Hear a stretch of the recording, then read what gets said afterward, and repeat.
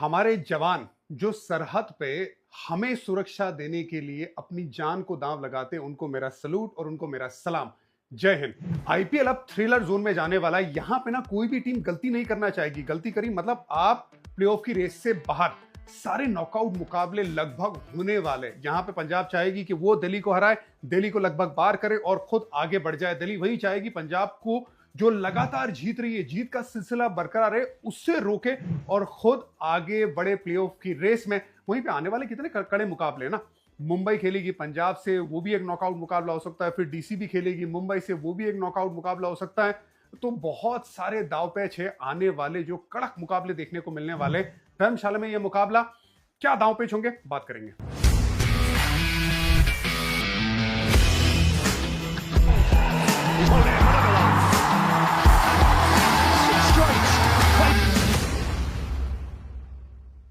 पंजाब अभी 15 अंकों पे है। बहुत अच्छा उनका कंसिस्टेंट विनिंग रन चल रहा है। अब यहां पे ना इसे बरकरार रखना होगा, क्योंकि आज डीसी का मुकाबला है, फिर बाद में मुंबई से खेलेगी, फिर राजस्थान को उनके घर में खेलना है। तो ये सारे मुकाबले इंपॉर्टेंट है। यहां से एक जीत मतलब प्लेऑफ की रेस लगभग पक्की। लगभग क्या, मुझे लगता है पक्की है। बहुत अच्छा क्रिकेट खेल रही है। सबसे अच्छी चीज क्या हुई है? दो खिलाड़ियों का जबरदस्त performance.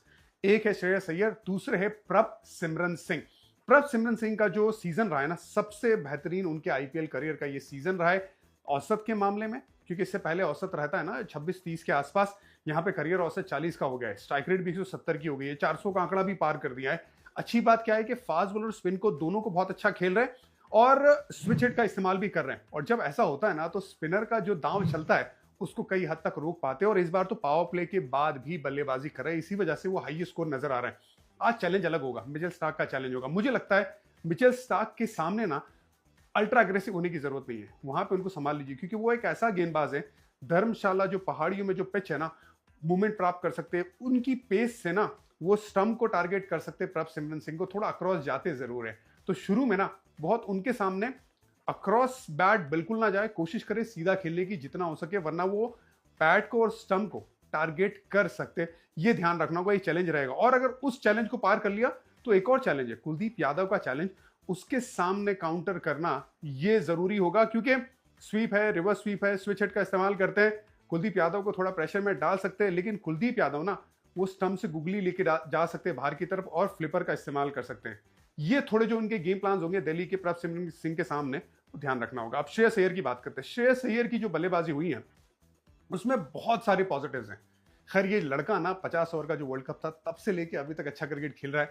Most improve white ball cricket में नजर आ रहा है। कप्तानी भी बहुत अच्छी है और जहनी तौर पे भी। मैं एक जब भी मौका मिलेगा ना, उनका जो ओपन स्टांस हुआ है ना और जिस तरह से बल्ले को पकड़ते, उस पर एक वीडियो जरूर बनाऊंगा। बहुत अपराइट खड़े रहने लगे, शॉर्ट बॉल अच्छा खेलने लगे, स्पिनर को भी बहुत अच्छा खेल रहे। और सबसे बड़ी बात क्या लगी, देखिए 2 साल पहले तक ना 125 का उनका स्ट्राइक रेट रहता था, लेकिन अब वो स्ट्राइक रेट ना 150 के ऊपर चल गया है।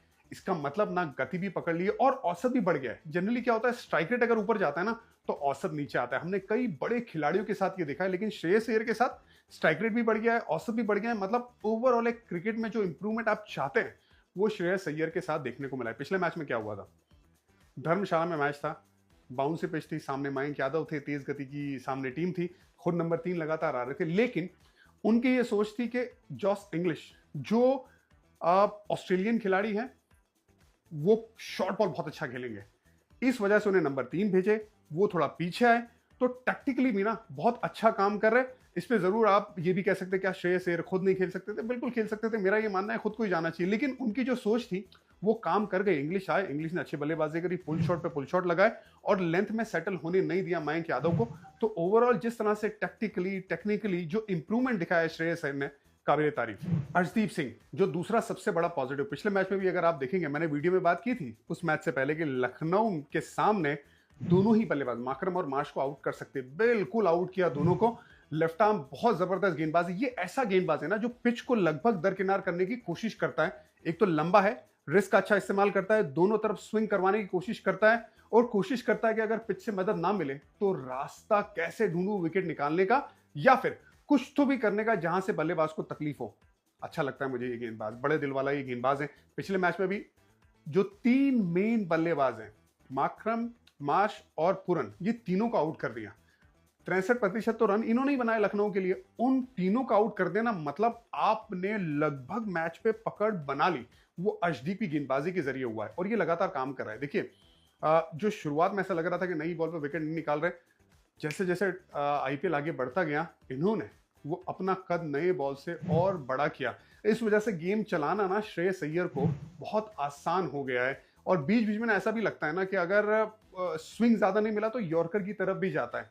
तो ये जो कंट्रोल है गेंदबाजी को पुख्ता बनाता है अर्शदीप के होने से। और ये जो कंट्रोल दिखाया ना धर्मशाला में, इसकी और जरूरत पड़ेगी दिल्ली के सामने, खास करके फाफ डुप्लेसी के सामने, अभिषेक पोरेल और करुण नायर। यहां तक के अगर केएल राहुल आते ना तो अगर उनके सामने जल्दी विकेट गिर गई तो वो भी खतरा बन सकते हैं। अर्शदीप उस तरीके का गेंदबाज है, तो बहुत इंपॉर्टेंट रोल रहेगा दिल्ली के सामने भी। दो इंपॉर्टेंट प्लेयर है पंजाब के लिए जिन्होंने ना बहुत अच्छे से रोल अपना अदा किया। एक तो शशांक सिंह है और दूसरे अजमतुल्ला उमरजाई।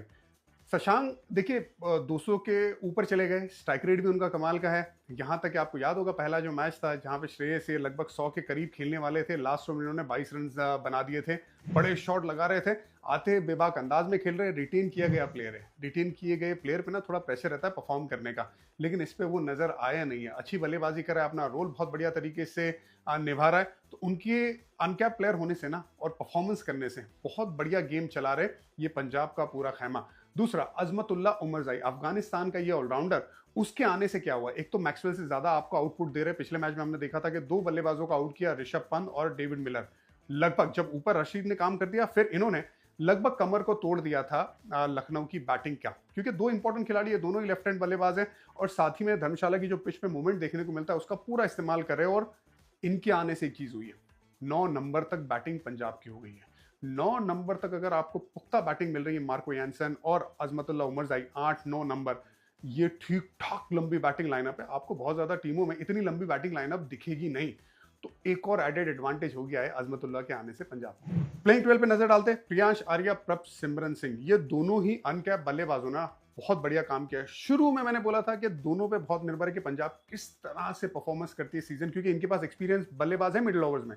अगर अच्छी शुरुआत दे दी तो काम आसान हो जाएगा। तो यहां पे भी ना बहुत इंपॉर्टेंट है कि इस मैच में भी जहां पे गेंद लहराएगी दोनों अच्छी शुरुआत जरूर दें।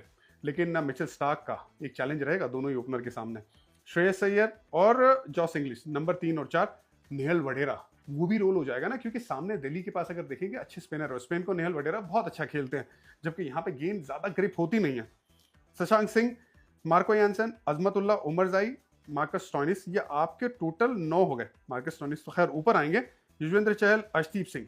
अब एक और बल्लेबाज, एक और जो गेंदबाज है उसकी बात होगी, व्याशिक विजय कुमार जो खेले थे पिछले मैच में। अगर उन्हें मिलाते तो 5 तेज गेंदबाजी के विकल्प हो जाते हैं इनके पास। यूजी चहल एक लौते स्पिनर रहते हैं, तो क्या बरार के बारे में सोच सकते हैं? मैं जानता हूं कि यहाँ पे ना आपको बहुत ज्यादा बतौर स्पिनर कुछ मिलता नहीं है, लेकिन हरप्रीत बरार की लास्ट मैच में मैंने इसलिए बात की थी क्योंकि ऑलरेडी विकल्प है आपके पास। तो कहीं पे जरूरत पड़ती है आपको कि गेंद हल्की सी भी ग्रिप हो रही है, तो क्या एक आध ओवर भी अगर हरप्रीत बरार ने अच्छा निकाल दिया तो काम हो सकता है। लेकिन आप 5 फास्ट बॉलर के साथ भी जाएंगे तो भी आपका काम ठीक है। लेकिन मैं वहां पे खेमे में बैठा हूं ना, तो मैं हरप्रीत बरार के बारे में जरूर सोचूंगा एक बार पिच देख के। दिल्ली कैपिटल्स मोमेंटम लूज किया है भाई, पूरी तरह से मोमेंटम लूज किया है। शुरुआत बहुत अच्छी हुई थी, ऐसा लग रहा था कि टॉप 4 में तो एकदम जगह पक्की बना लेगी, लेकिन उनके बल्लेबाजों की जो कमजोरियां नजर आई है ना, वो खास करके मुंबई मैच के बाद, जहां पे ऐसा लगा था कि मुंबई के सामने वो मैच जीत जाएगी, रनआउट भी हुए, मोमेंटम भी लूज किया। और उसके बाद बीच में जरूर सुपर ओवर वाली मैच जीते थे, लेकिन उसके बाद भी मोमेंटम पकड़ पाए नहीं है। बैटिंग सबसे बड़ी समस्या रही है। समस्या ये भी है ना कि अगली जो 3 मैचेस है, आज की मैच मिला के, ये सारे पॉइंट्स टेबल में इनसे ऊपर की टीम है।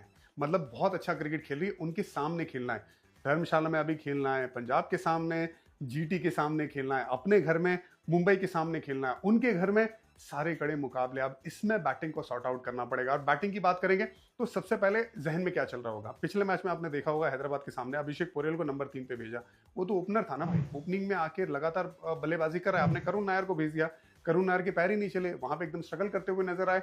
और अभिषेक पोरेल जो सेकंड हाईएस्ट स्कोरर है अभी तक दिल्ली के लिए, उसकी पोजीशन क्यों चेंज करना?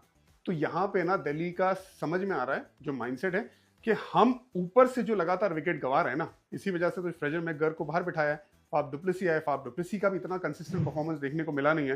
तो क्या सोच रहे हैं, क्या ये सोच सकते हैं कि केएल राहुल को ऊपर लेके आए, क्योंकि वो तो ओपन करते हैं ना, अगर उनको ऊपर लेके आएंगे तो मिडिल ऑर्डर खाली हो जाएगा।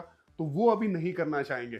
तो बड़ा जरूरी है कि पुख्ता स्टार्ट मिले बतौर ओपनर, और टॉप 3 को तो अच्छा स्टार्ट देना ही पड़ेगा। अगर नहीं दिया दिल्ली ने तो दिक्कत में आ जाएंगे मेरे हिसाब से।